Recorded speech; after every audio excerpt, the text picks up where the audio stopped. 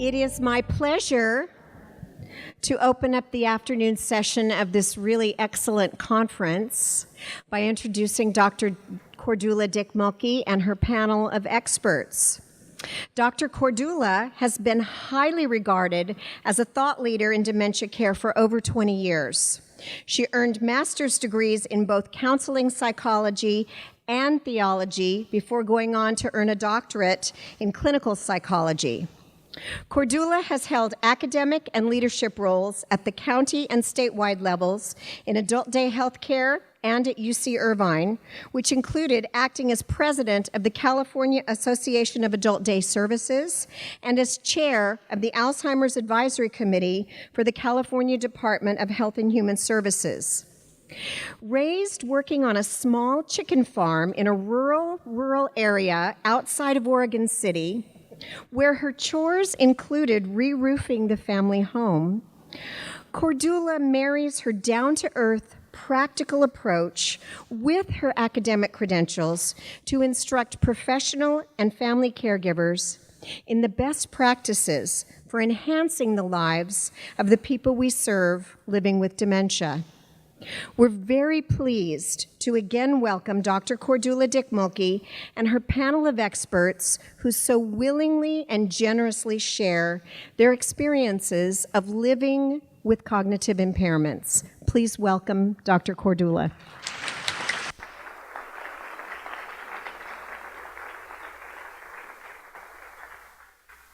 Hi, everybody. We want to start by thanking our panelists for their courage to share their stories today. So we're going to start by introducing our panelists, and we're going to start with Bob and Sherry Dreswecki. Bob, 69, joined the Successful Aging Program at the UCI MIND Alzheimer's Disease Research Center in December 2012. He thought this would be interesting to do since his mother-in-law, who has Alzheimer's disease, is part of the program. Well, in January of 2013, when his test results came back, he was diagnosed with mild cognitive impairment. Bob was born and raised in Chicago. He graduated from the University of Illinois with an architectural degree, although some would say he majored in Panoply. He also served as a sergeant in the Army in Frankfurt, Germany. Sherry's sister introduced her to Bob. They did have a little short split up when Bob packed up to move to California and kind of hesitated to tell Sherry until he was just about to drive across the country. Anyway, they were reunited, married in 1978, and that's been 36 years now. Highlights of Bob's career include 25 years working globally for the Austin Company and the last 14 years with the Irvine Company. He retired in January of this year. Sherry's a retired event planner, and she spent 35 years planning conferences like this one and larger for companies like MAI, Basic 4, Emulex, Sage Software, and Kawasaki. She's now the primary caregiver for her mother. Dick, 80, was originally diagnosed with MCI in 2008. From 2008 till 2013, he suffered a variety of medical problems, and doctors were trying to figure out the cause of his cognitive impairment.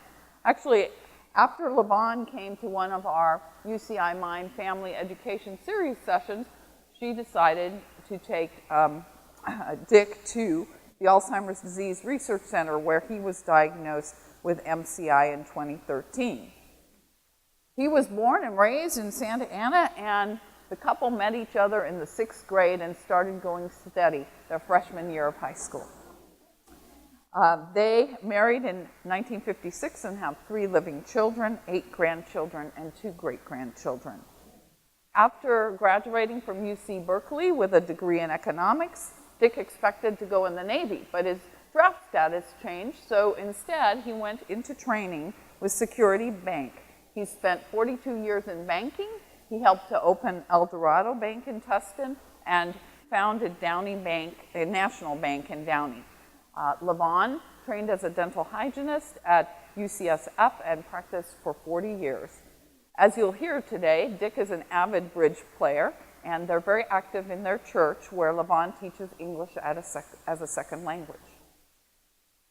Ron was also diagnosed with MCI at the Alzheimer's Disease Research Center. He grew up in Mount Holly, New Jersey, in a family of farmers, much like myself. Ron admits he was a wild young man who had only one thing in mind: girls. He entered the Navy at age 17 and finished high school while he was in the service. He was a basketball player, and he met Rosalie after a game when they exchanged partners with their original dates. They married in 1958, have 5 children, plus 11 grandchildren, 5 great-grandchildren. After they got married, they eventually landed out here in Santa Ana, and Ron was laid off from his first job, and he ended up working as temporary holiday help for the U.S. Postal Service. Well, he did such a great job that he stayed 26 years and retired from the U.S. Postal Service in 1999. Rosalie was busy getting her bachelor's degree in nursing, and Ron actually became Mr. Mom before it was a popular thing to do and worked in the evening. Rosalie retired from UCI Medical Center up in Orange after 30 years, and she contributed to the birth of the coronary care unit, including open heart surgery, the intensive care unit, and the burn unit. So I'm really pleased also to introduce Lucy, who is 66 now and has Alzheimer's disease. She was a 3rd grade teacher for 30 years. She retired in July 2010, and she was diagnosed with mild Alzheimer's disease in November 1, 2010. She also subsequently joined our longitudinal study in memory and aging here at UCI MIND, and her diagnosis at UCI MIND was mild Alzheimer's. Lucy and Roger are high school sweethearts. They met on a blind date in 1966, and they've been married 46 years. Lucy received her teaching degree at Eastern Michigan University, noting someone followed me there. Lucy is artistic, enjoying both calligraphy and creating greeting cards, and those are activities that she's had to give up due to the Alzheimer's disease. Roger received his degree in business and worked in marketing and sales for 35 years. 28 of those were in management for large companies such as Xerox and Experian, as well as for small firms. Roger retired in 2008, and Lucy and Roger have 2 children and 4 grandchildren. So just before we get started talking with the panel, you heard this morning that we now consider Alzheimer's disease to include 3 stages. The first stage is an asymptomatic stage, in which there may be biomarkers such as the blood test we heard about this morning. That's followed by mild cognitive impairment, where there's significant impairment in one or more cognitive abilities, but the person's still able to function well in daily life. And the third stage is dementia, when there's ongoing progressive loss of cognitive abilities and also increasing dependence. Bob and Dick and Ron are going to teach us about the subtleties of living with mild cognitive impairment and how Alzheimer's disease emerges, while Lucy's really going to be talking to us about the harshness of the dementia in Alzheimer's disease. So we're going to talk about several topics, and we're going to start by talking about changes in abilities and lives. And so, Lucy, I wanted to ask you to start, please, by telling us some of the things that you're no longer able to do since Alzheimer's disease entered your life. I can't drive. Whoops, sorry. We're good, we're good. That's okay. No, I'm the klutz. And if you ask my husband, Malcolm, who's sitting in the audience, he'll tell you this is typical.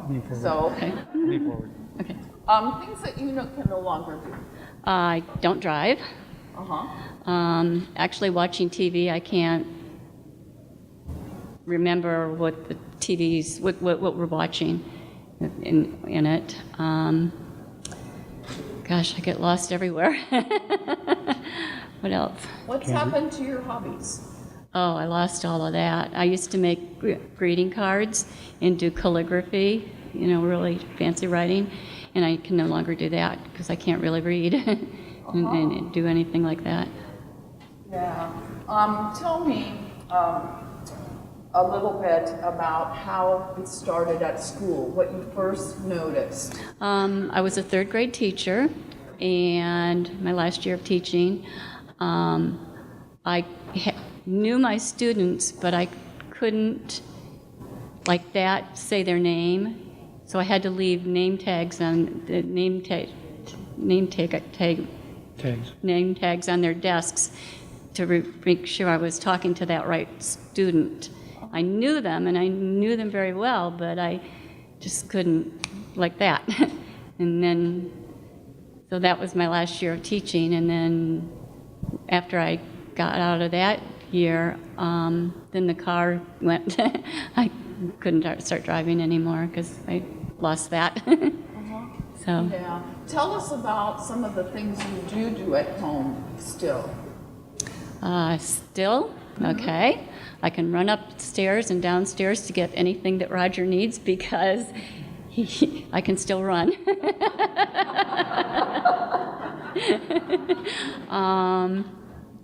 What else? Well, how about Baxter? Baxter, our dog, he's great. I take him for walks all the time, but he's getting old, but he's doing good. He's doing good.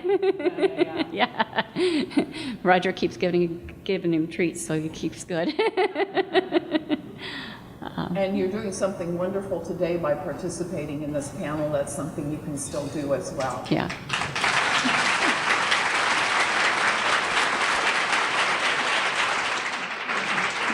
So, Roger, do you want to go ahead and add anything that you would like to say at this point? Actually, I think Lucy really did a great job, but just in summary, picture your day. You get up in the morning, you can't drive the car, so you're dependent upon somebody to take you someplace. You can't read, so you can't spend your time reading the paper. You can't listen to books on tape because you can't follow the plot. That's your day. Okay, thank you. But I love him.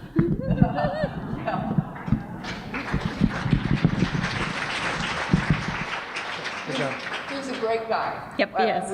We all agree about that.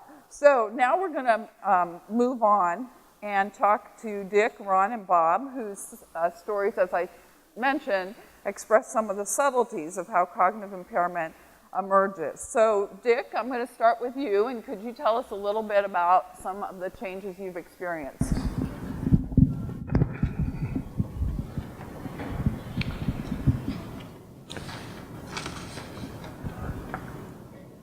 The biggest thing is being more hesitant in speaking. Afraid that I'll be saying the wrong thing at the wrong time. I enjoy playing cards 4 days a week, play bridge in different groups, primarily duplicate bridge. What happens when you play bridge now? Well, it happens more often now than it used to, and that is you kind of forget where you are in bridge. If you're playing a particular very competitive bridge, your partner and the opponents are both expecting you to know where you are and what you're saying.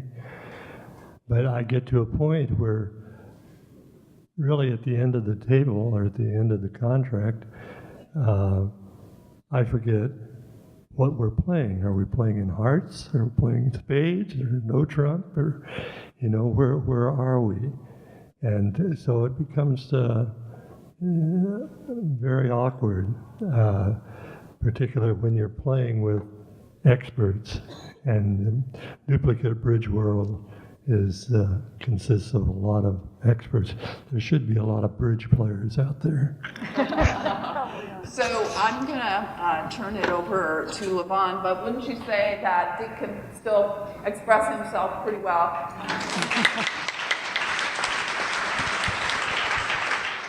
So Levon, tell us about what happened in Hawaii. 3 years ago, shortly after Richard was diagnosed, we took a trip to Hawaii with a pair of friends, drove to the south end of Maui, away from where we normally live, parked the car, and the four of us meandered up the coast, a beautiful walkway up past several hotels, and had lunch, and by then we were tired. So Richard said, "I'll go back and get the car." And the three of us waited. We waited for over 2 hours. I was getting very panicky. So I decided to leave the other couple at the hotel, and I would walk back toward where the car was. We were now on the main highway, no longer down at the street. And I walked and I walked and I walked, actually almost past where the car had been parked, and I saw him coming the other way in our automobile. Come to find out, he had walked probably 3 miles or so, almost to the border of the next town. He realized he was lost and spoke to a real estate man who very kindly put him in a truck. He said, "I think I know right where your car is." Took him back, and he retrieved his car. But that happened 3 years ago. He has not been lost since. But he does wear a chain around his neck that we got from Alzheimer's that not only has his medical information, but it tells where home is and how to contact us. All right, Ron, can you share with us a little bit of what you've been experiencing? Well, I've noticed that I have a hard time remembering what to say. And I get lost in my speech. And that's been very difficult for me because I've always been outgoing and doing a lot of talking. And it just doesn't happen anymore. And I've pretty much have accepted that, but I work at the fact that I got to try and prove how to talk. So that's where I am with that. Yeah, I think you mentioned it just takes a lot more effort. A lot more effort. And I have that same problem when it comes to, I used to like to read the newspaper every morning with a cup of coffee and enjoying the newspaper. Now it's harder because I can't read and comprehend a lot of what I'm reading. And I definitely don't retain it. So let's turn it to Rosalie. Rosalie, tell us about a couple of things you've noticed. The first thing I noticed for a long time was that Ron did not have a sense of smell. I would bring it to his attention, and he just thought, it's in your head, Rosalie. But the good thing is that the primary doctor picked up on my suggestion, and he ordered an MRI, and we ended up at UCI MIND, and thank God. And the other factor is that Ron is such a loving guy, but since this came about, he throws temper tantrums, and it's okay if we're in the toddler mode and I do the mommy and me thing, everything goes well.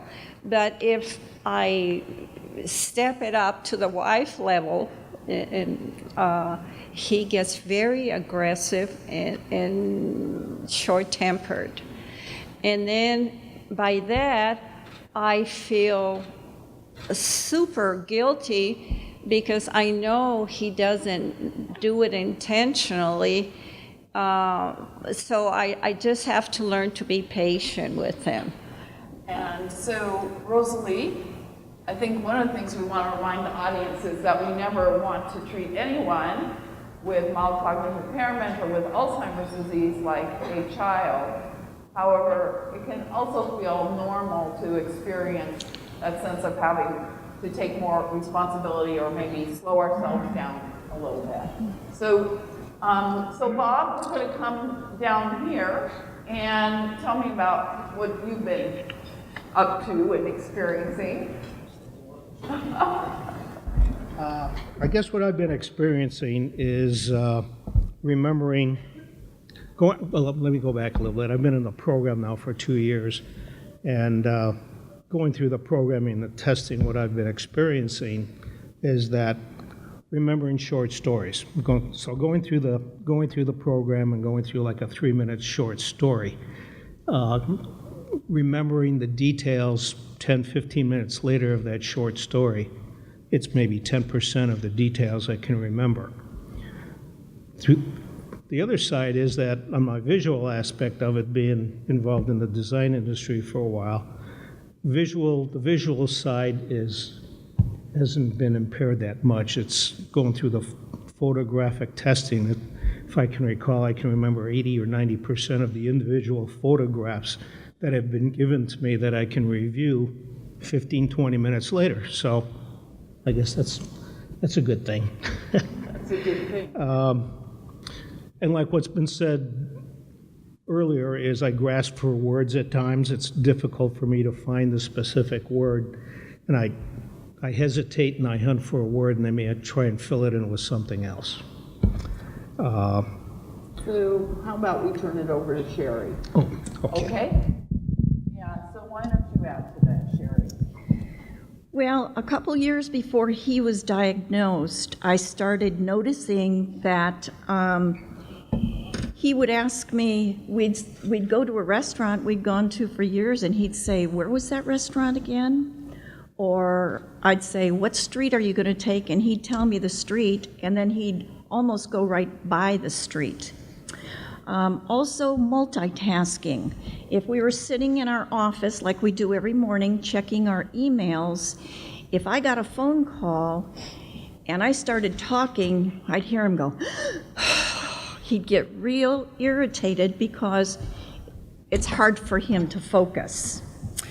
And his irritability. He gets irritable really quickly. And so one of the things that came up as we were preparing to do our panel was that Bob and Sherry kind of view things a little bit differently. And one of the challenges for anyone that has this diagnosis is coming to acceptance. And so, Bob, where would you say that you're at with that? At first, I'm in full denial. But I guess, through the past events that have occurred, there are little subtleties that have occurred that probably contradict my denial aspect of it. And I am concerned a little bit that sometimes I feel my wife compares me to my mother-in-law, which is in Alzheimer's, and some of the aspects of it that I feel are subtle or not that important seem to be drifting to the other direction. Yeah, I think that's a valid concern. Sherry, how has it been with experiencing Bob's denial or difficulty coming to acceptance? Well,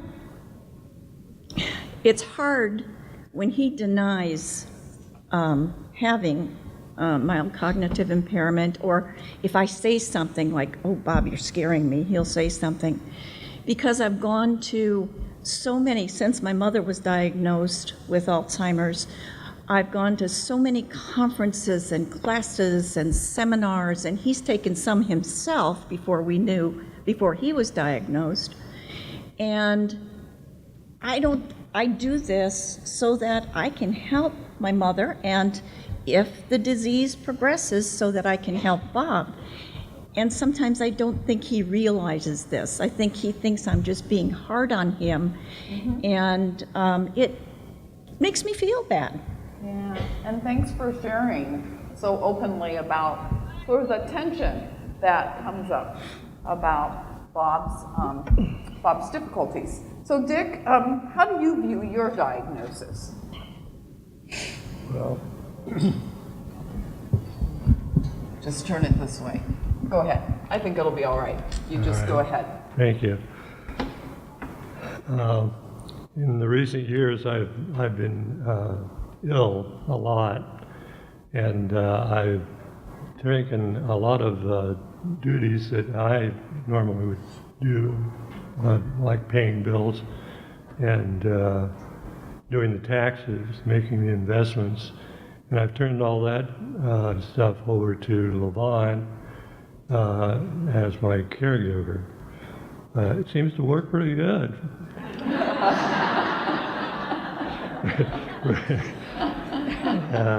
But it's a lot of strain on Levon because she's doing her own things over the years, and she'll tell you about that.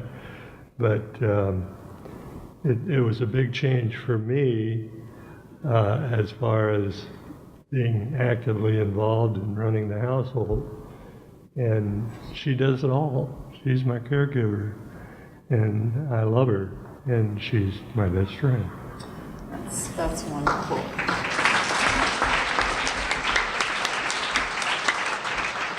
So you can see Dick's at a different place in terms of his level of acceptance and a recognition of Levon and the changes that she's needing to make. And Levon, what are some of the things that you're having to adjust to?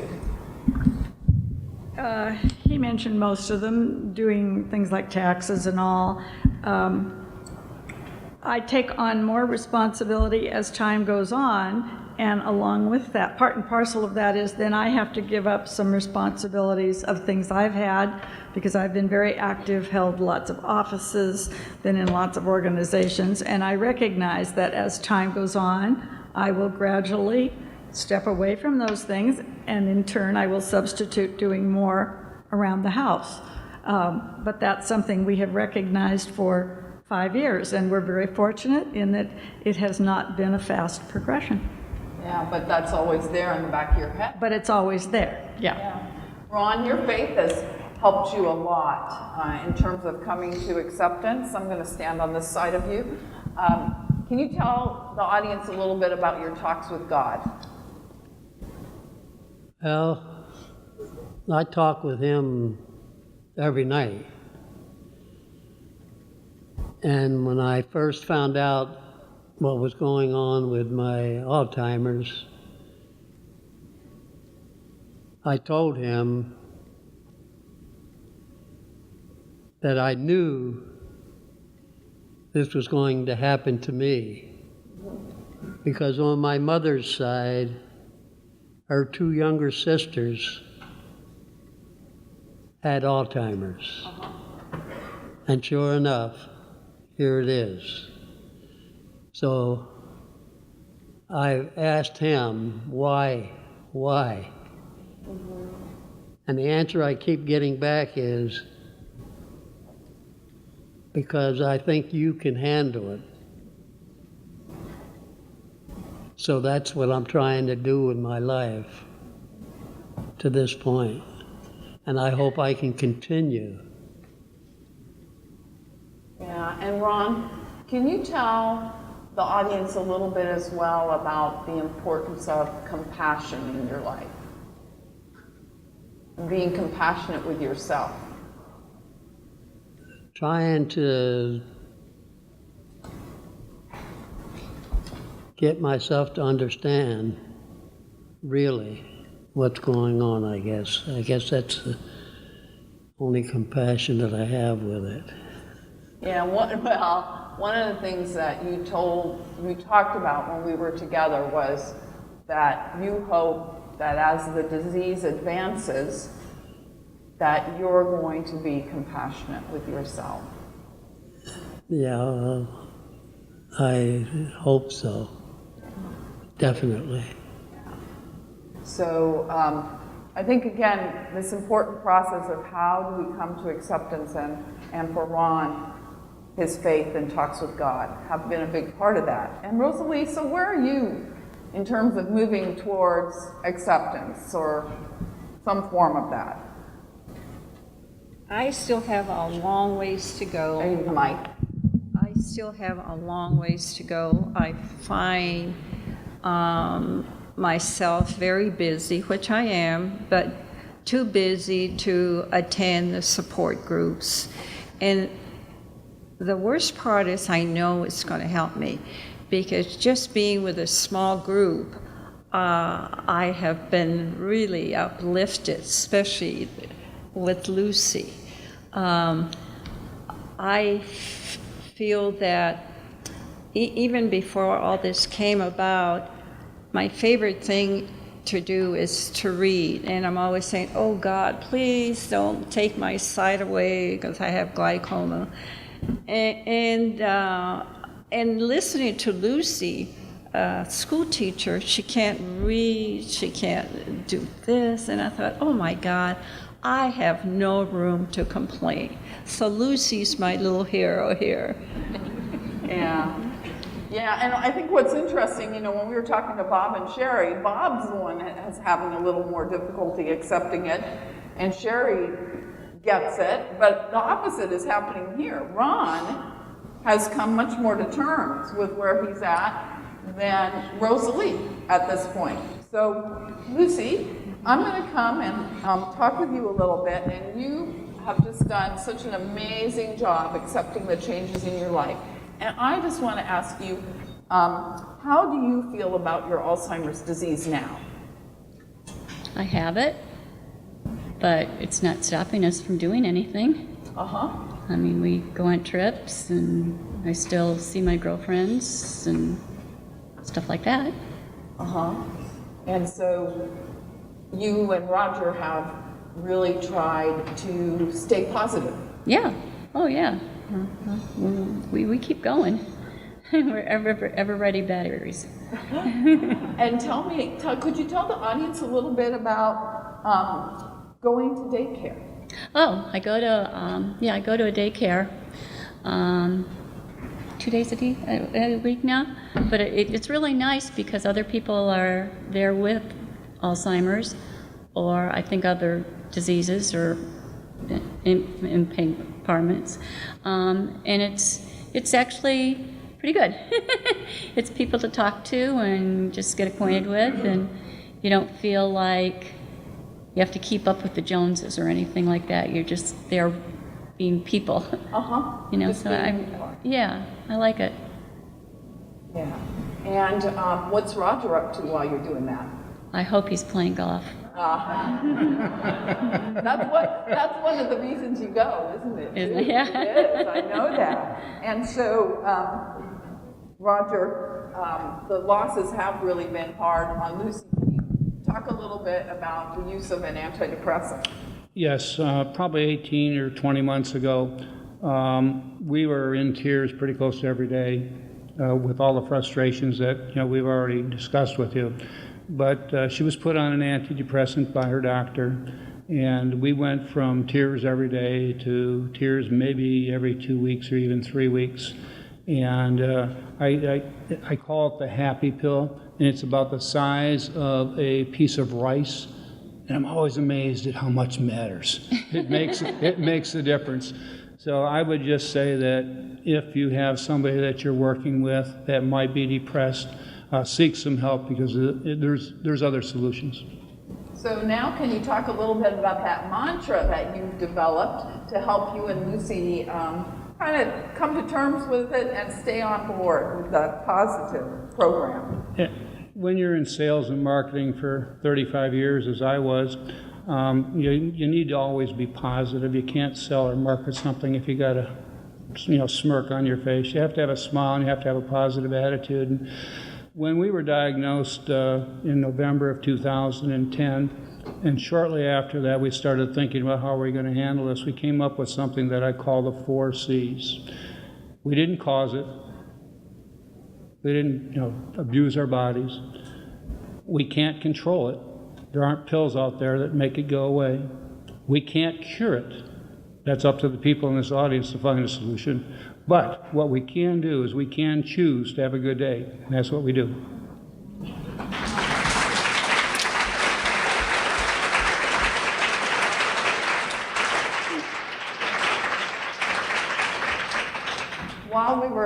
preparing for this panel, Roger also said something very beautiful about his love for Lucy, which I'm going to ask him to express here.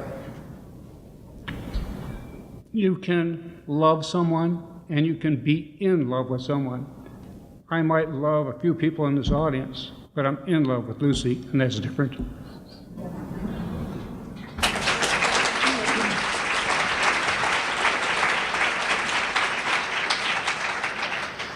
So one piece of acceptance is our own acceptance, but then there's another piece which has to do with how our friends and family react to what's going on with us. And so, Ron, I was actually going to ask you to talk about your experience first when you've been starting to tell your friends. Well, when you first start telling your friends about your problem, their first instinct is to say, it can't be happening. You show no signs of it. I said, well, believe me, my doctors know better, and so do I. Yeah, now let's talk about your daughters. They are beginning, finally, to come around and realize that their father has got Alzheimer's, and it's I know it's been tough for them once they find out that I have it,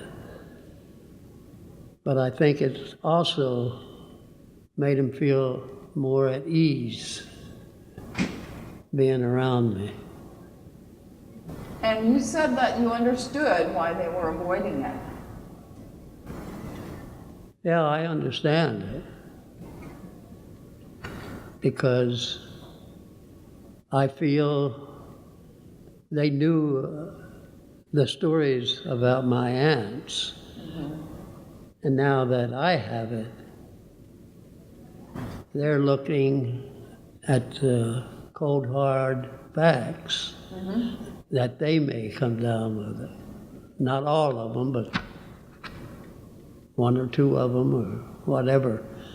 Like in my aunt's cases, it was my mother's youngest sister, and it skipped. And then it went to the next sister. Mm-hmm. And that next sister was the first one that came down with it. And the youngest one was late in her life when they discovered that she had it. And she lived with it to the age of 95. So we're going to shift back to talking about talking to others. And I want to ask Rosalie again. Rosalie, how's it been with you talking to others? Initially, I was just sharing the information with my close friends. Not that I didn't want to talk about it, but I was afraid that Ron would be approached and be caught off guard. And that's kind of the same thing with the children. They were waiting for me to say, okay. But now that Ron has opened up more and more, the children are saying, okay, it's a green light. And yes, Ron's right, they're afraid that they may be next in line. So I think that I am happy, I'm so happy that Ron has opened up so much during these sessions. I'm amazed what this woman can do to get him to talk and go on. And I thought, oh my God, that's a secret I didn't know. All right, that's enough. Okay, we're going on. We are moving on, Rosalie. Oh, yes. Yes, the timer just went off. We have a little joke about that. Okay, so, you know, you all are just amazing sharing this here in the audience. And You know, some people can respond to a diagnosis of MCI or Alzheimer's disease with disbelief. That's what Ron was telling you. Some people can dismiss it, but Bob, what happened when you tried to share with others? Well, the friends I associate with, I talk to them that I've been in the UCI program, and I've been going for this testing program for the last 2 years, and they don't seem to take it too seriously, and they'll ask about, you know, what does it involve, or what kind of problems have you had? And I said, well, you know, forget things, and well, that happens to me all the time. You know, it's just, they think it's just normal. And then some of our other friends, when we start to talk about the topic, they're not interested, or they just change the subject. Yeah, now you tried to tell these friends about being on this panel, and what happened, Sherry? We were out for happy hour. And we tried to tell them about being on the panel and thinking that maybe we could get them to talk about it. Oh my God, they changed the subject. I mean, they talked about something we could have cared less about. And then Bob tried to tell them about the Alzheimer's Association and how many things they do for people, and that we were going to go to Lake Mission Viejo and go on the paddle boats. They totally started talking about something else. And I mean, Bob's told several of his friends. I told my sister and brother-in-law, and my sister is still in denial about my mother having Alzheimer's, and my mother cannot remember 5 minutes. And so she's in denial about Bob too, or they're both in denial. So it's awfully hard to have a condition like this when other people just shut you down when you try to talk about it. And so, but Dick has had a totally different experience. Dick, I'd like for you to share about your friends at Kiwanis and how amazingly accepting they've been. So could you tell us a little bit about that? As far as people being aware of my problem, I've been able to make them aware. And in my Kiwanis Club, now I've been in Kiwanis since 1962, so it's been a long time, a lot of friendships, a lot of people there. But when they found out that I was having a problem, they wanted to know about the problem, and I told them that I had the beginnings of Alzheimer's, MCI, I think they call it. And so what they wanted to know is how it affects me. And I got the feeling that their interest in the disease is a personal one. They feel that because I have it, they could get it too. And so they're concerned about that. And so I don't attend too many meetings anymore because it's the Kiwanis Club in Downey, and we live in Tustin.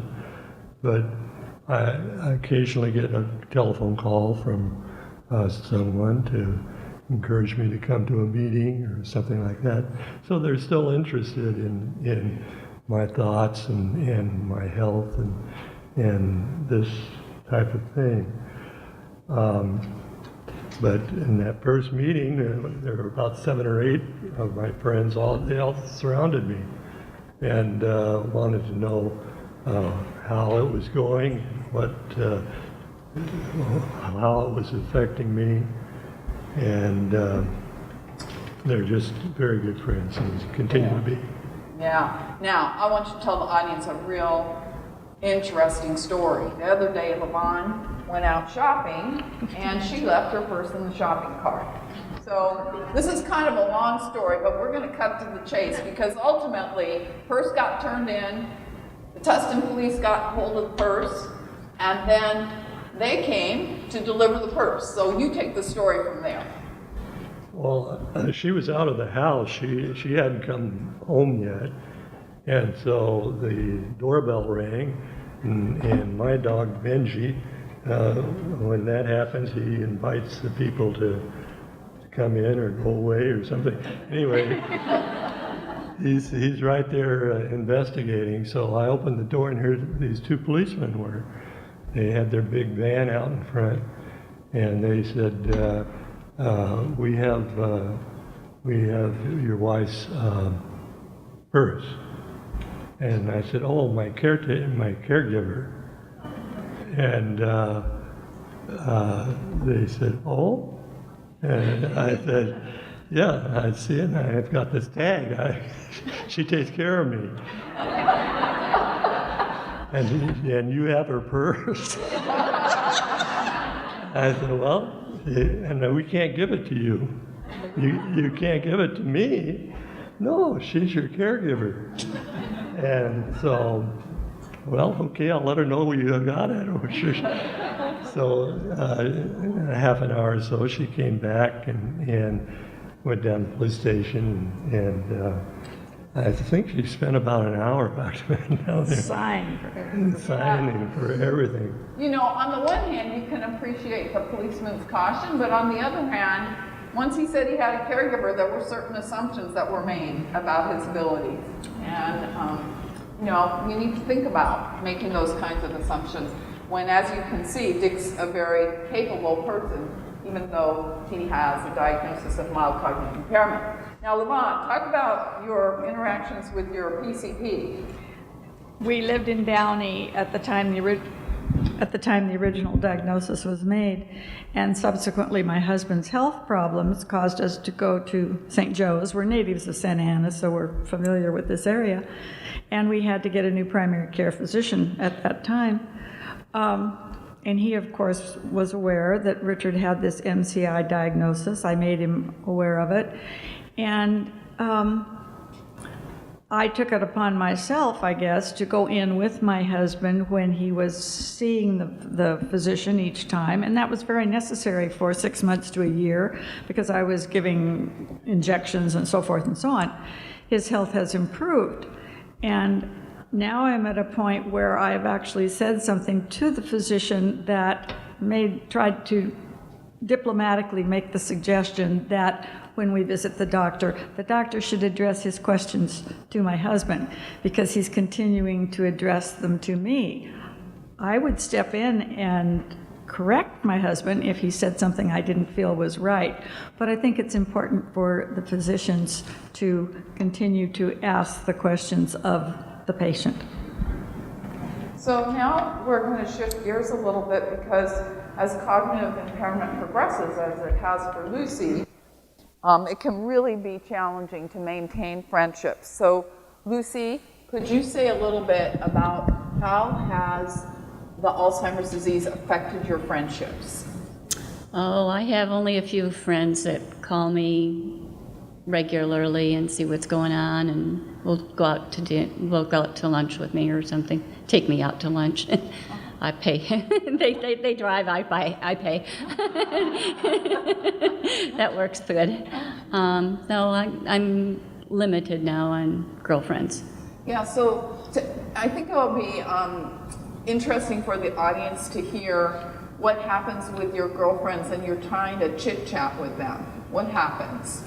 Oh gosh, I don't know what to say about that. Well, you talked a little bit about, maybe you talked a little bit about it's hard to remember what's going on in the conversation. Yeah, I don't, I'm not a very good conversation person anymore. I love to listen to the talk, but I don't really have a lot to say. And then sometimes I think when you do listen to the talk, it's also a little bit hard to follow. Is that right? Yeah. Yeah, it's a little bit hard to follow. Yeah. Roger, why don't you talk a little bit about how the two of you have handled telling people? We were pretty straight up and forward with it as soon as we knew what the journey was going to be like. As I mentioned earlier, we know we didn't cause this disease, so there's no reason to be embarrassed by it.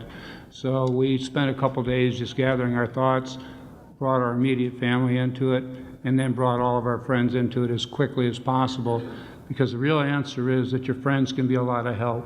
And if you keep it from your friends and you keep it from your family, they're not going to be able to help you. So our encouragement is to accept it yourself, understand it, and then seek all the help you can. Our son's even here today. Yeah, and it's wonderful. John's here. Yeah, shout out to John.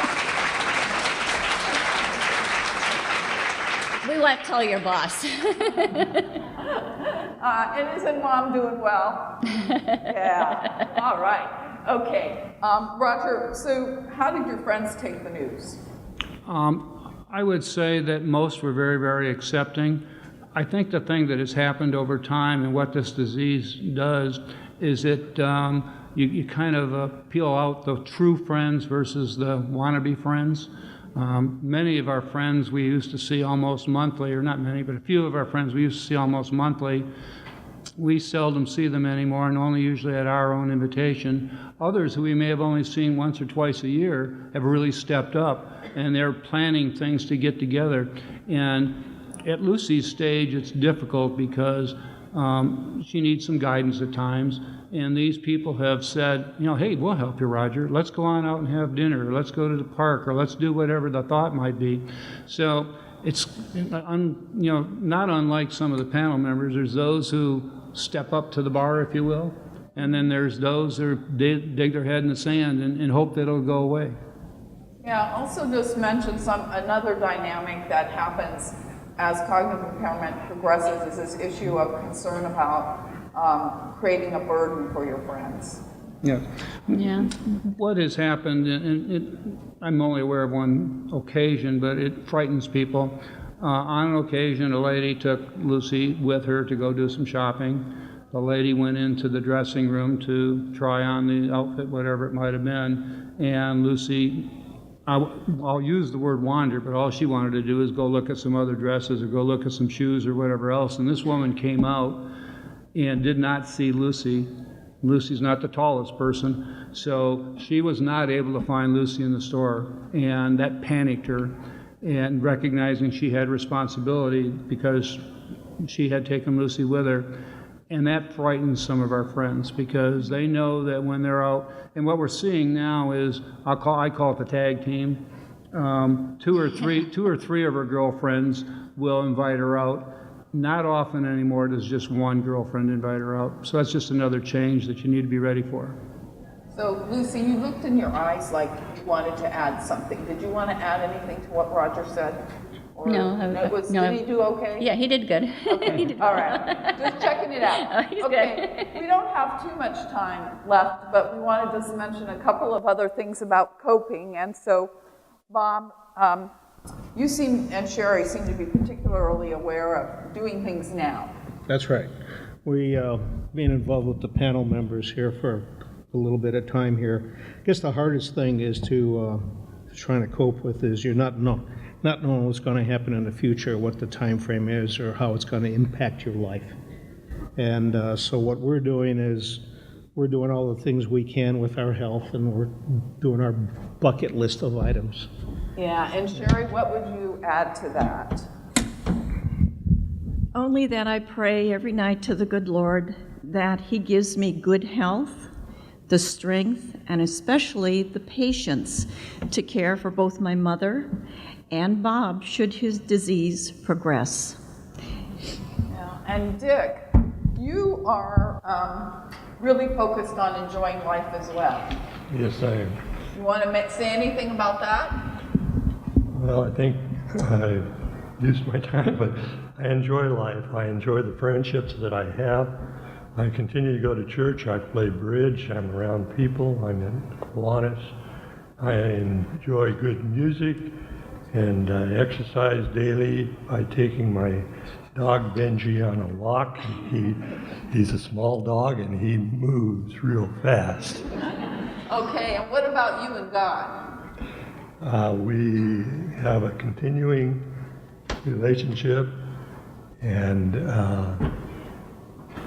he doesn't always do the things I feel he should do, but I'm with him all the way. And he recently took my brother home last Tuesday.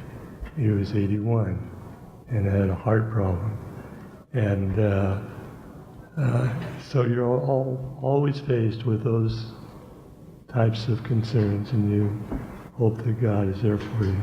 Yeah, and that's beautiful. And I'm just going to say, I know probably everybody's feeling a little pressed because I told them we didn't have much time, but one of the great things that Dick shared during our meetings was his sense of gratitude. He's had so many tragedies in his life. He lost his father early, he had other tragedies, and yet every day he's grateful to God. And so that was just something touching that he shared in the group. And Levon, you've got some things to work on, you told me, huh? I'm a type A person, and I'm a critical person, unfortunately. I was a perfectionist. That's the person that spends your life making other people miserable. I was told that years ago. So I've had to back off. I've had to try to develop patience and slow down. And that's the way the rest of our life is going to be after 58 years together. And we're trying to both learn to enjoy that tempo of life. And Ron, you spoke also about gratitude as being important. Gratitude to God. Do you remember talking about that? Well, it always makes me feel better when I'm able to talk to them. That's for sure. One thing about these four families, and this doesn't always happen, but for all these four families, faith has played an important role in their lives, and that's why we're touching on this a little bit more than maybe perhaps we would otherwise. But Rosalie, I think you've said that's true for you too as well. Oh, absolutely. I tend to be an optimistic person, but as of late, I have become very impatient and overwhelmed. So I know I need to back off. And how I cope with that tension is I'll listen to classical music, go to the backyard, watch the butterflies, the birds. And of course, I pray a lot. I could not handle this without God's faith. And I know that's true for you too, Lucy. And I would like to ask you to share with the audience what you pray for. Would you please? I pray that Roger stays healthy. Good to be needed, right?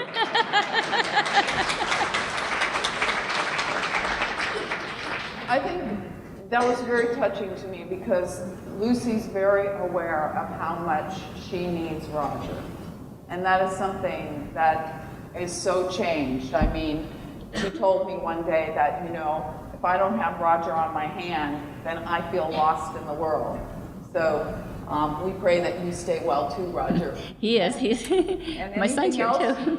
And anything else from Roger? I'm going to ask okay. because we need to go to our take-home message. Yeah. I think that, you know, and Ron mentioned it a little bit ago, the big guy upstairs challenges those that he thinks can handle it. So we've decided that we're going to handle this in a very personal, professional, and dignified manner, and we're good with that. Yeah. And we're going to just do a take-home message. If you've seen this before, everybody gets a chance to say, very briefly, what's the one most important thing you want the audience to remember? I think as a person's life proceeds, they need to live each day to the fullest, because you never know what's planned for you or what God has planned for you in your lifetime. Sherry? I second that emotion. Live each day to the fullest, because with this disease, you don't know what tomorrow's going to bring. Dick? Here, the mic, yeah. Don't be shy about asking a stranger for help if it's needed. It worked for me when I lost my car in Hawaii. All right, Levon. Well, I think it's important to try to slow down, take life easy, and to try and find some contentment in every day. No matter what happens in that day, take some contentment out of each day. And Ron? Mine is short and sweet. Seize the day. And Rosalie? Mine is, today is for today only. Enjoy the day. Lucy? It's not the end of the world. And Lucy's telling us that, okay? Whatever you're feeling in the audience, Lucy is telling us it's not the end of the world. Roger?